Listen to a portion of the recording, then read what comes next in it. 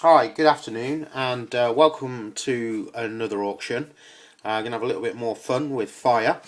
Um, Recently, I decided I wanted to acquire a traditional flint and steel fire lighting set, and as usual, me being tight, looked on eBay and through the various bushcraft stores to find very ornate, handcrafted by blacksmith type steel strikers that were going for silly money.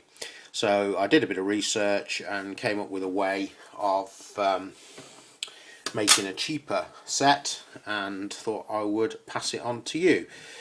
A little bit of a chemistry lesson, I suppose, first, in terms of how traditional flint and steel firelighting works. It's essentially a method to create a spark, and you carry that spark to an ember, and then you take that ember to a flame.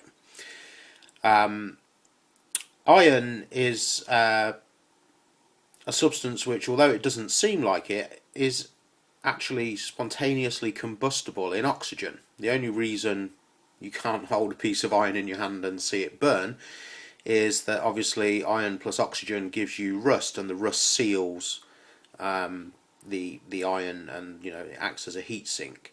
But if you can strike that iron and you can separate tiny pieces of it and therefore increase the surface area, it will glow and ignite spontaneously. So the way we do that obviously is to strike carbon steel against flint or another very hard, sharp surface.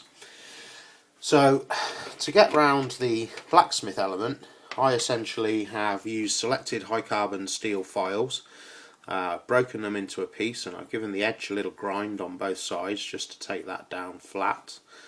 And I've also made some char cloth. Now, I've had various experiments with char cloth I've made myself and char cloth that I've purchased. And char cloth traditionally is made of any old 100% cotton material. Now, I found that I've tried tea towels, old pairs of jeans, and essentially anything, old t-shirts, and I've usually found that the softer the cotton that you start with, the more readily it will take a spark. And that's why for this kit, to make sure you get instant results, we're going to be using charred cotton wool. Now, these are cotton wool pads which have been essentially burned without oxygen, pyrolysis. So essentially what you're making is charcoal, but out of a soft material. So it holds its shape, and this stuff will take a spark instantly. The other thing we're going to use is a nest of jute, which essentially starts life just as a piece of jute cord, and you just keep separating the strands down until you're left with a nice fluffy nest that you can put your thing in. I'm just going to try and move the camera so we can get a good angle to see what's happening. But essentially, you just extract a piece of cotton, then grab your piece of flint, and I'll put all that out of the way. Okay, so what you need to try and do is essentially hold your cotton, and it's best if you don't really need a huge amount, but this will help it become more visible for you at home. Hold it to the edge of the flint, and then you take your striker, and what you're trying to achieve is a downward strike across the face of the flint, and that will generate sparks, and that spark will take to the cotton. So let's give that a try, shall we? And there you see instantly that that's taken and is starting to burn. So what we'll then do is discard the flint,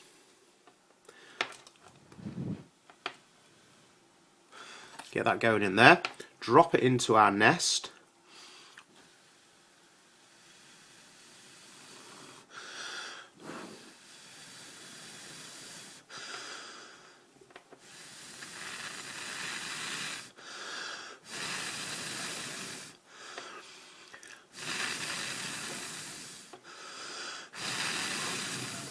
and there we go. Whoop, as he sets fire to the cooker. And then you'll take that to your tinder, and away you go, you've got fire. Now, the secret to flint and steel fire lighting is good preparation. Obviously, you need your tinder ready to go and your next sizes of wood's up. So take some time, prepare everything you need for your fire, and then start the actual lighting and ignition process. You'll get a tin with a good supply of char cloth, a length of jute cord, which you can separate out to make your nests, and some pieces of flint so that you've got a ready supply. You don't have to use flint. People have used glass, any hard stone that will break with a sharp edge. Obviously flint is extremely hard, harder than steel, so it does very, very well, but depending on where you are in the country, it can be difficult to get hold of. I get my flint from a friendly farmer in Norfolk, but it's down south. There's plenty of flint, White Cliffs of Dover. Wherever you find chalk, you will generally find flint. I think that's all there is to say. I hope you found that informative. Certainly traditional fire lighting is probably not the quickest method, although it's not slow, but it's much more fun than just taking a ferro rod where you're guaranteed a huge shower of sparks. So this is fast becoming my favourite way to light a fire. So thanks for looking in. Any questions, as always, post them up on the listing and we'll get back to you. Cheers.